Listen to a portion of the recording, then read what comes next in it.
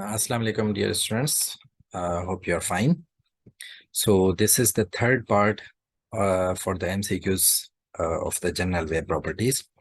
इससे पहले हमने क्वेश्चंस सॉल्व किए हैं पार्ट 1 और पार्ट 2 के अंदर. So if you haven't watched those videos, तो पहले आप वो दोनों देख लें. उसके बाद then move to this third part. So that आपको सारे क्वेश्चंस का क्लियर आइडिया हो जाए कि किस किस तरह से डिफरेंट क्वेश्चंस इस चैप्टर में से आते हैं. ठीक है, so without wasting time let's start. अब देखें, पार्ट 2 में हमने क्वेश्चन 26 तक सॉल्व कर लिए थे. Now starting with the question number 27. देखिए, क्वेश्चन नंबर 27 है, a ripple tank is used to demonstrate the waves in the water waves. आपको गिवन है कि एक रिपल टैंक के अंदर वाटर वेव्स गिवन है. Waves in a deep water have a wavelength 1.2 centimeter and speed 9.6 centimeters per second. Means के water in this question, water क्या हो रहा है, डीप से शैलो रीजन में ट्रेवल कर रहा है, लेकिन जो बाउंड्री है it's not a vertical boundary या horizontal boundary, it's kind of diagonal. ठीक है ना, it is making some angle. तो इसकी वजह से क्या होगा कि वेव्स जो होंगी वो बेंड हो जाएंगी. ठीक है, ये हमने प्रीवियस क्वेश्चन में भी देखा था, जब डीप से शैलो रीजन में आती है तो वेव्स के अंदर बेंडिंग आ जाती है. अब आपको ये गिवन है कि जब वेव्स डीप वाटर में है तो उनकी जो स्पीड है, दैट स्पीड इज 9.6 सेंटीमीटर्स पर second. This is the speed of the waves in the deep water. और ये जो है 1.2 सेंटीमीटर, ये आपको वेवलेंथ गिवन है इन द डीप वाटर. इसके बाद जब ये वेव डीप से शैलो रीजन में आती है, ये प्रीवियसली हमने डिस्कस किया था कि शैलो रीजन में आने से इनकी जो वेवलेंथ है वो रिड्यूस हो जाती है और कॉन्सिक्वेंटली इनकी स्पीड भी रिड्यूस हो जाएगी, बट इनकी जो फ्रीक्वेंसी होती है दैट रिमेन्स सेम. ठीक है ना, ये बात हम पहले डिस्कस कर चुके हैं. So you have to keep this thing in mind कि whenever medium is changed या डीप से शैलो रीजन में वाटर वेव्स ट्रेवल करेंगी तो उनकी फ्रीक्वेंसी सेम रहती है, whereas speed और wavelength reduce हो जाती हैं as wave moves from deep to shallow region. ठीक है ना. चलें, अब हम आते हैं कि हमने क्या चीज फाइंड करना है. हमने इस क्वेश्चन के अंदर ये फाइंड करना है what is the speed of the waves in shallow water. ये क्वेश्चन इस तरह से कि अगर इन वेव्स की डीप वाटर में स्पीड 9.6 सेंटीमीटर पर सेकेंड है तो शैलो में इनकी जो स्पीड है वो कितनी होगी. मीन्स के यहाँ पर जो स्पीड होगी वो हमने फाइंड आउट करनी है. अब देखें किस तरह से हम क्वेश्चन को सॉल्व करेंगे. अब पहले हम देख लेते हैं कि डीप वाटर के अंदर स्पीड भी हमें गिवन है, वेवलेंथ भी गिवन है, तो हम यहाँ से पहले डीप वाटर में इनकी फ्रीक्वेंसी फाइंड कर लेते हैं. कैसे फाइंड करेंगे, देखिए हमारे पास वेव इक्वेशन है, v equals to frequency multiplied by wavelength. Now if we have to find the frequency, the frequency will become wave speed divided by wavelength. So wave speed is 9.6 and the wavelength is 1.2. तो आपके पास यहाँ से जो frequency का answer आ जाएगा that is 8 hertz. यानी frequency आपके पास आ गई 8 हर्ट्स. ये आपके पास आ गई फ्रीक्वेंसी. चले, अब हम मूव करते हैं शैलो रीजन में. अब देखिए, अभी हमने डिस्कस किया है कि जो फ्रीक्वेंसी होती है that remains same whether wave is in deep और शैलो रीजन. तो इसका मतलब है जब हम शैलो रीजन में बात करेंगे तो शैलो रीजन में भी जो फ्रीक्वेंसी होगी दैट रिमेन्स सेम, वो होगी 8 हर्ट्स. ठीक है ना, ये हो गई फ्रीक्वेंसी. जबकि शैलो रीजन में जो वेवलेंथ है वो भी हमें गिवन है. कितनी है वेवलेंथ, 0.8 सेंटीमीटर. ये वेवलेंथ गिवन है शैलो रीजन में. अब हमने स्पीड फाइंड करनी है in shallow region. Simply formula वही होगा, v equals to frequency multiply by wavelength. तो frequency is 8 and wavelength is 0.8. तो हमारे पास जो आंसर आ जाएगा, जो स्पीड आ जाएगी in shallow region that is 6.4 centimetres पर सेकेंड. ठीक है, ये आ गई. तो इसका मतलब है हमारे पास जो करेक्ट ऑप्शन होगा that is option, sorry, this is not option C, but that is option A. Sorry, this is my mistake. मैंने ऑप्शन C को चूज किया है, बट कैलकुलेशन से you can easily find out कि option A is the correct one. ठीक है बेटा, चले मूविंग. ठीक है ना, ये मेरी मिस्टेक है, इसको आप करेक्ट कर लीजिएगा. This is not C, but this is option A. चले, अब हम मूव करते हैं next question, that is question number 28. क्वेश्चन है, the diagram shows a water wave in a ripple tank. The wave has a speed 12 centimetres at R. अब देखें इसमें भी बिल्कुल एग्जैक्टली उसी टाइप का क्वेश्चन है कि आर और एस जो है, आर, अच्छा सिर्फ आपको डिफरेंस क्या है, प्रीवियस क्वेश्चन के अंदर आपको ये गिवन था कि ये मतलब कि लेफ्ट साइड पे डीप वाटर है और राइट साइड वाला जो है वो शैलो वाटर है, लेकिन यहाँ पर इस तरह से गिवन नहीं है। अब आपको कैसे पता चलेगा which one is the deep and which one is the shallow?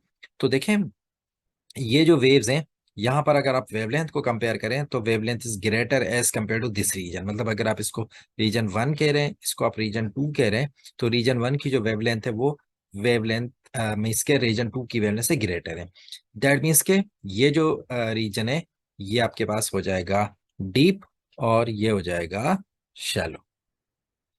ठीक है ना, इस तरह से, बिकॉज वेवलेंथ जहाँ ज्यादा होती है वो डीप वाटर होता है, जहाँ कम होती है वो शैलो होता है। अब आपने करना ये है what is the speed at S, मतलब आपने शैलो रीजन में स्पीड फाइंड करनी है। तो एग्जैक्टली वही सेम कॉन्सेप्ट, सबसे पहले आपने यहाँ से फ्रीक्वेंसी फाइंड करना है।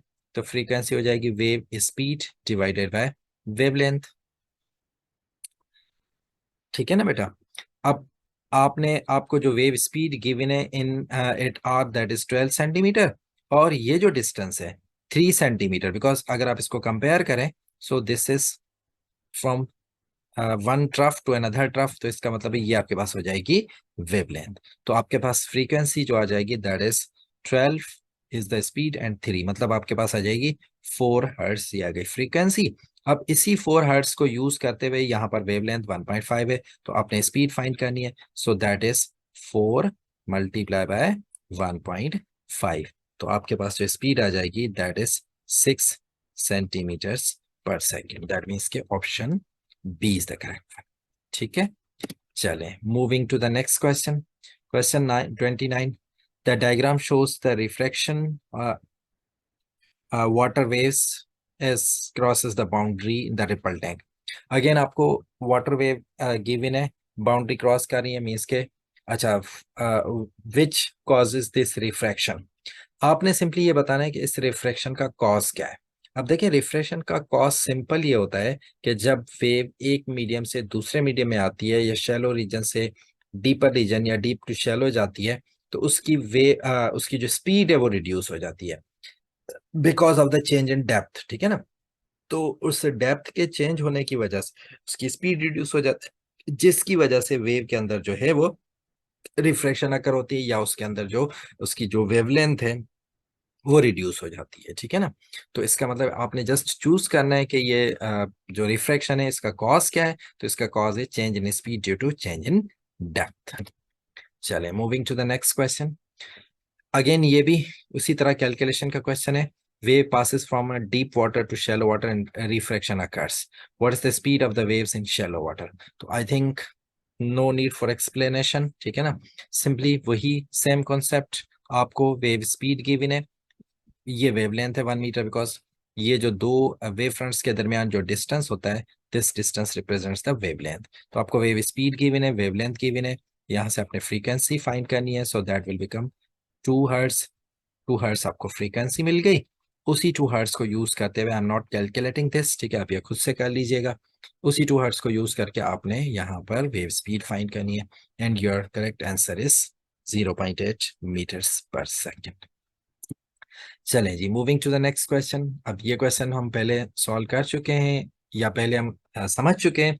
सिंपली आपने ये बताना है what is mean by wave front. तो क्या होता है हम पहले डिस्कस कर चुके हैं, a line joining points along the peak of the wave. अब देखें ये जरूरी नहीं होता पीक ऑफ द वेव, लेकिन जो बेस्ट ऑप्शन हमारे पास अवेलेबल है according to that option, because wave front का मतलब होता है कोई से भी ऐसे दो पॉइंट्स वेव्स के, मतलब for example if you are drawing a wave, तो ये क्रस्ट टू क्रस्ट भी हो सकते हैं, मतलब एक क्रस्ट से दूसरे जो क्रस्ट है इनको अगर आप ज्वाइन करते हैं एक लाइन से जो कि इन फेस पॉइंट्स हैं, तो ये भी वेव फ्रंट कहलाएंगे।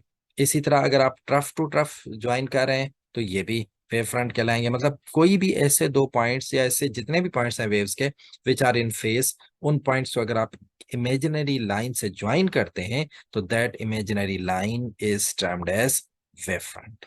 ठीक है, चलिए अब हम मूव करते हैं नेक्स्ट क्वेश्चन। क्या है question? The diagram shows how the displacement varies with the time as the wave passes a fix point. आपको डिस्प्लेसमेंट टाइम ग्राफ गिवन है, आपने यहाँ से frequency of the wave find करनी है। अब देखें, अब फ्रीक्वेंसी पहले तो हमें देख लेते हैं फ्रीक्वेंसी होता क्या है। देखिए फ्रीक्वेंसी की डेफिनेशन ये है, number of waves in 1 second. ठीक है, यही फ्रीक्वेंसी की डेफिनेशन होती है कि 1 सेकेंड के अंदर कितनी वेव्स आ रही हैं। अब देखें, आपको एक्स एक्सिस पे टाइम गिवन है, नाउ यू कैन इजीली सी कि 1 सेकेंड के अंदर कितनी वेव्स आ रही हैं। अब मैं अगर आपसे पूछूं, बिकॉज आप वेव का मतलब होता है एक कंप्लीट साइकिल, ये कंप्लीट वेव है, कंप्लीट साइकिल है, ठीक है ना। अब इस कंप्लीट साइकिल का 1 सेकेंड में यहाँ पर जो पोर्शन आ रहा है that is half of the cycle, because आप देखें ना, ये हाफ साइकिल 1 सेकेंड में, another half cycle in 2 seconds. तो इसका मतलब है 1 सेकेंड के अंदर वेव का half of the cycle travel कर रहा है, तो इसका मतलब इसकी जो फ्रीक्वेंसी होगी दैट इज ऑल्सो हाफ या 0.5 हर्ट्ज। तो इसका मतलब है correct option is option B. चले moving to the next question. Again सारे क्वेश्चन ऑलमोस्ट सेम सेम है, ठीक है, थोड़ा सा आपको आइडिया होता जाए कि क्वेश्चन किस तरह से आते हैं। अगर आपको कॉन्सेप्ट समझ में आ जाता है देन इट्स वेरी इजी। इसमें भी ये the diagram shows the part of the spring that is shaken from side to side to produce a wave. The distance between the successive peaks is 0.8 meters. अब देखें, ये successive peaks का मतलब है ये जो डिस्टेंस है ये रिप्रेजेंट कर रहा है वेवलेंथ को, ठीक है ना। And the frequency is 2 hertz. हाँ, अब आपको फ्रीक्वेंसी गिवन है 2 हर्ट्ज, आपने बताना है how long does it take for a wave to travel 3 metres along the spring. तो अगर ये वेवलेंथ और ये फ्रीक्वेंसी हो तो वो 3 metre, complete 3 metre distance travel करने के लिए कितना टाइम लेगा, आपने टाइम फाइंड करना है, ठीक है ना। तो करेंगे कैसे, देखिए सबसे पहले आपको वेवलेंथ गिवन है, फ्रीक्वेंसी गिवन है, तो यहां से पहले आप फाइंड कर लें कि वो वेव कितनी स्पीड के साथ ट्रेवल करेगी, ठीक है। वही formula, frequency is wave speed equals to frequency multiply by wavelength. तो frequency is 2.5 and wavelength is 0.60 या 0.6। तो आपके पास वेव स्पीड जो आ जाएगी दैट इज ये आपके पास आ जाएगी 1.5 मीटर्स पर सेकेंड। आप खुद से कैलकुलेट करके चेक कर सकते हैं, ठीक है ना। 1.5 मीटर पर सेकेंड, ये आगे आ गई वेव स्पीड। अब हमने जो फाइंड करना है वो फाइंड करना है टाइम। अब टाइम कैसे फाइंड करेंगे, तो देखिए स्पीड का जो फार्मूला होता है that is distance upon time. From this formula we'll find the speed, sorry time. कैसे फाइंड करेंगे, अगर हमने टाइम फाइंड करना हो तो take the time on the other side, तो आपके पास इक्वेशन बन जाएगी डिस्टेंस डिवाइडेड बाय स्पीड। तो डिस्टेंस कितना ट्रेवल करी है 3 मीटर्स और स्पीड है 1.5, तो आपके पास जो टाइम आ जाएगा दैट इज 2 सेकेंड्स, ठीक है। तो इसका मतलब जो करेक्ट ऑप्शन होगा that is option C. Okay, so moving to the next question. इस क्वेश्चन को थोड़ा अच्छी तरह से समझना है, बिट ट्रिकी क्वेश्चन है। क्वेश्चन है the diagram shows a wave on a string with 2 points P and Q marked. The wave is moving in the direction shown. What will happen next? आपने बताना है कि अगर ये वेव मोशन है which is moving in this direction, तो अब ये जो P और Q पॉइंट्स हैं वेव के, जब नेक्स्ट इंस्टेंट पे इन P और पॉइंट्स Q पॉइंट्स पे क्या इफेक्ट होगा। Now first thing is that this is the transverse wave, ठीक है ना।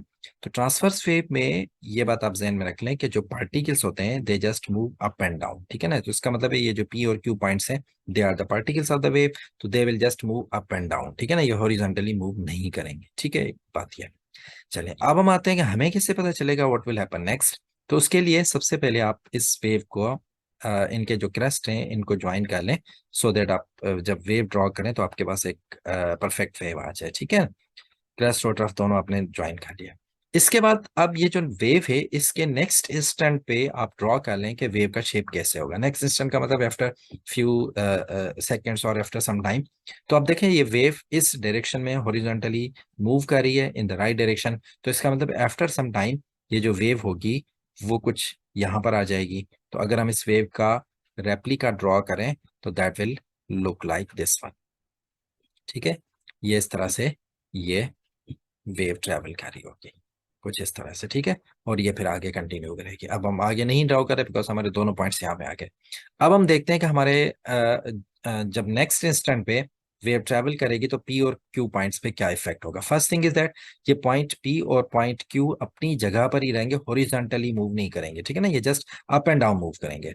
तो अप एंड डाउन मूव करने का मतलब ये है, अब अगर हम कंपेयर करें नेक्स्ट इंस्टेंट पे, ये नेक्स्ट इंस्टेंट, तो इसका मतलब है ये जो पॉइंट पी है इट विल मूव डाउनवर्ड, जो इसकी करंट पोजीशन इससे डाउनवर्ड आ जाएगा।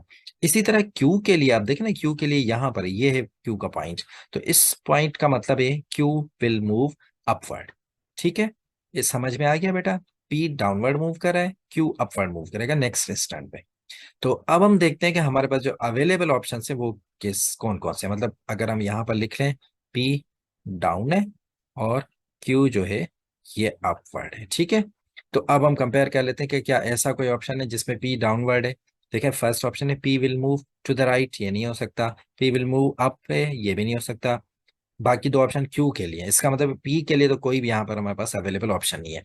क्यू के लिए ऑप्शन क्या है हमारे पास, एक ऑप्शन है क्यू विल नॉट मूव। नहीं, डेफिनेटली जब वे मूव करेगी तो इसका मतलब है क्यू पॉइंट भी मूव करेगा, वर्टिकली मूव करेगा, इसका मतलब ये नहीं हो सकता। लास्ट ऑप्शन है हमारे पास क्यू विल मूव अप। तो आप देखें यू कैन इजीली सी कि जब नेक्स्ट इंस्टेंट होगा वेव का तो क्यू विल मूव अप। तो इसका मतलब है जो हमारे पास करेक्ट ऑप्शन होगा in this case that is option D, Q will move up. ठीक है, चलिए moving to the next question, question number 35। Question 35 है the dipper in the ripple tank vibrates at a frequency 4 hertz and the resulting wave pattern is photographed. The distance between two crests shown. अब आप देखें ये आपको to crest, लेकिन these are the not the consecutive crest, ठीक है ना, ये बात आपने ध्यान में रखनी। crest के crest तो गिवन है but they are not the consecutive crest, ठीक है। आपको इन दो crest के दरमियान, यानी कंजिकेटिव का मतलब है यहाँ तक होने चाहिए थे। अब ये कुछ यानी आप समझ लें कि 1 2 3 4 एंड 5 crest के दरमियान का डिस्टेंस आपको गिवन है, that is 20 centimetre. What is the speed of the wave, आपने स्पीड फाइंड करनी है। अब देखें स्पीड फाइंड करने के लिए हमारे पास जो स्पीड का फार्मूला है that is frequency multiply by wavelength. तो इसका मतलब हमें फ्रीक्वेंसी चाहिए होगी, वेवलेंथ चाहिए होगी। फ्रीक्वेंसी तो हमें गिवन है 4 हर्ट्ज। अब आते हैं इस वेव से हमें वेवलेंथ कैसे फाइंड करेंगे। तो देखें वेवलेंथ का मतलब होता है distance from between two consecutive crust और टू कंजिकेटिव ट्रफ्स। इसका मतलब है इस वेव की जो वेवलेंथ होगा वो सिर्फ ये वाला डिस्टेंस होगा दो कंजिकेटिव क्रस्ट के दरमियान, या यहां से आप मेजर कर लें, किसी भी दो कंजिकेटिव क्रस्ट से आप मेजर कर लें।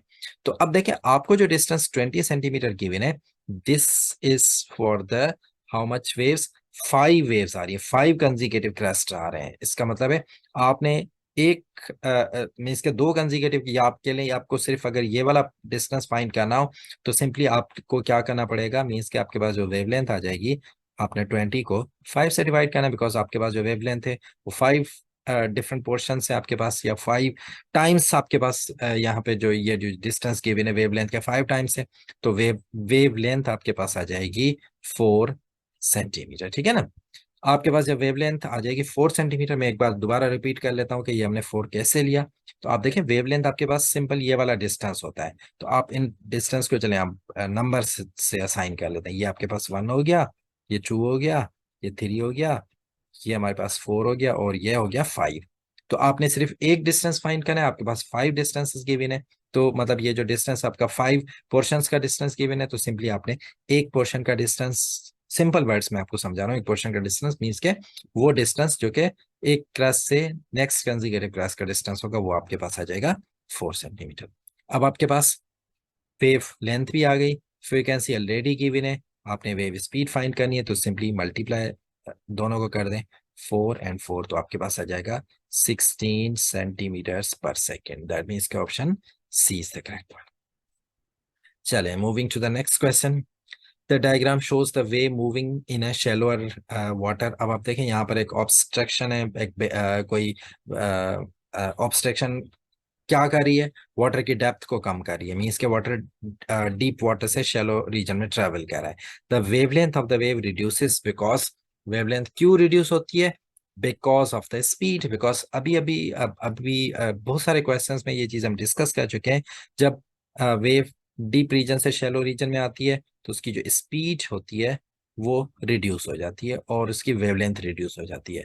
तो वेवलेंथ आपने यहाँ पर रीजन बताना है कि वेवलेंथ क्यों रिड्यूस हो रही है, that is because of the change in speed या डिक्रीज इन स्पीड, ठीक है ना, बिकॉज फ्रीक्वेंसी जो होती है वो सेम रहती है, ठीक है। तो अब यहाँ पर ऑप्शन हमारे पास है both frequency and speed decreases, नहीं, स्पीड तो डिक्रीज होती है लेकिन फ्रीक्वेंसी कांस्टेंट होती है। Both frequency and speed increases, ये भी नहीं हो सकता। ओनली फ्रीक्वेंसी इंक्रीज, नहीं, फ्रीक्वेंसी तो कांस्टेंट रहती है। Only the speed decreases, this is the reason for the change या for the reduce in the wavelength of the wave. तो इसका मतलब है जो करेक्ट ऑप्शन होगा that is option, sorry, option D. ठीक हो गया, चले जी। अब हम मूव करते हैं, this is the last question for this chapter general wave properties. I have tried to include maximum questions, but still अगर कोई क्वेश्चन उससे रह गया है, आपको लगता है या आपको समझ नहीं आ रहा, you find anywhere in the past paper, तो just text me on WhatsApp, या व्हाट्सएप पे भी पूछ सकते हैं या कमेंट्स में भी आप क्वेश्चन पूछ सकते हैं। I will try to explain it, ठीक है ना। चले मूव करते हैं लास्ट क्वेश्चन पे। क्वेश्चन अगेन आपको एक वेव गिवन है जिसका आपको डिस्प्लेसमेंट टाइम ग्राफ गिवन है। बहुत ही सिंपल क्वेश्चन है, आपने बताना है which quantities are shown by the distance P and Q. ये जो डिस्टेंस है पी एंड क्यू, ये किस किस चीज को रिप्रेजेंट कर रहे हैं। तो देखें क्यू तो सिंपली क्या हो जाएगा, वेवलेंथ हो जाएगा, क्लियरली हमें पता चल रहा है। पी जो होता है ये vertical distance of the wave, इसको हम कहते हैं this is the amplitude of the wave, ठीक है ना। इस डिस्टेंस को जो वर्टिकल डिस्टेंस होता है इसको हम कहते हैं एम्पलीट्यूड। अब ये एम्पलीट्यूड यहाँ से भी मेजर कर सकते हैं आप, यहाँ से ट्रफ के थ्रू भी मेजर कर सकते हैं। तो इसका मतलब है पी हमारे पास हो गया amplitude, where is Q is the wavelength. तो करेक्ट ऑप्शन हमारे पास होगा ऑप्शन बी। अच्छा sorry, this is not the last question, I think we have two more questions. चलिए हम सॉल्व कर लेते हैं, ठीक है ना। 39 थे, मेरे जहन में था कि 37 है। चलिए हम देख लेते हैं बाकी के दो क्वेश्चंस। चलें क्वेश्चन नंबर 38। क्वेश्चन 38 है, which of the following is an example of transverse and longitudinal wave. आपने बताना है कि अकॉर्डिंग टू द ऑप्शंस कौन सा ऐसा ऑप्शन है जिसमें एक ट्रांसफर से और एक लॉन्गिट्यूडनल, मतलब कॉलम ए जो हमारे पास है यहाँ से आपने चूज करना है ट्रांसफर्स का, और उसी का मैच करना चाहिए कॉलम बी में लॉन्गिट्यूडनल का। पहले तो हम देख लेते हैं यहाँ पर ट्रांसफर्स वेव्स कौन, ट्रांसफर्स की जो एग्जांपल है वेव्स की वो कौन कौन सी है। देखें लाइट ट्रांसफर से और वाटर वेव्स ट्रांसफर से, sorry, radio is also transfer. तो इसका मतलब है ट्रांसफर्स हमारे पास तीन आ गए। यहाँ पे अगर हम बात करें लॉन्गिट्यूडनल वेव की, तो लॉन्गिट्यूडनल वेव्स के अंदर out of these waves sound is the is only the transfer, sorry longitudinal wave, ठीक है ना। साउंड सिर्फ लॉन्गिट्यूडनल है, इसके अलावा वाटर, लाइट और रेडियो वेव्स जो है, वाटर रिपल्स, ये सारे क्या है, ट्रांसफर्स हैं। तो अब आपने बहुत ही इजीली आप चूज कर सकते हैं कि करेक्ट ऑप्शन कौन सा होना चाहिए, जहां दोनों कॉलम्स के अंदर आपके पास मैच होने चाहिए। तो दिस इज द कॉलम या दिस इज द ऑप्शन जिसमें आपके पास ए में ट्रांसफर से आ रही है और बी में आपके पास लॉन्गिट्यूडनल, मींस के option B is the correct one. चलें this is the last question, ठीक है ना। अब ये लास्ट क्वेश्चन है चैप्टर का। अगेन बहुत ही सिंपल क्वेश्चन है, the diagram shows the variation of the displacement of the wave with the distance from the source, what is the amplitude of wave. अभी अभी हमने क्वेश्चन 37 में डिस्कस किया था कि जो जो वर्टिकल डिस्टेंस होता है this is the amplitude of the wave, और वो कितना है distance, 2 centimetre. So this is the correct option. ठीक हो गया बेटा, so this is the end of this chapter. If you have any query, अगर कोई क्वेश्चन समझ में नहीं आ रिलेटेड टू दिस चैप्टर या related to any of the topic of the physics, you can ask me on my WhatsApp or you can ask me in the comments as well. Allah Hafiz, have a nice day, inshallah. See you soon with some more topics.